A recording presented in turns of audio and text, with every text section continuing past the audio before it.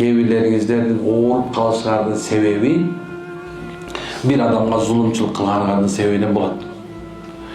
Безобидный эле сен аялыңдын сага болгон каргышы сен салаганда, сөккөндө ошонун каргышы өтө берет.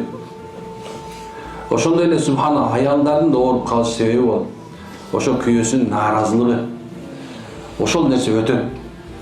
Кээ бирлерибиздин ата-энебиз бизден нааразы. Ошол нааразылык өтөт. Кээ бирлерибиздин кошуналарыбыз нааразы. Мына ошолордун нааразылыгы өтөт. Өтпөй койбойт экен. Эгерде сен зулумчулук кылган болсоң, кээ бир адамдардын каргышы бар.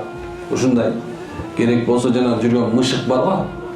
Мышыктын да зыяны тийип калышы мүмкүн. Үйүңдө сен күнүгө багып атасың.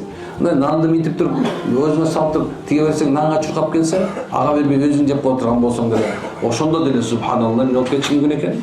Жанагы мышыктын да болсо көзү тийип калышы мүмкүн экен. Аллаху акбар. Туугандар, өзүбүздүн тегерегибизди карайлы. Өзүбүз деле ойлой бербейли, эгоист болбойлу. Тегерегибизди карап коелу.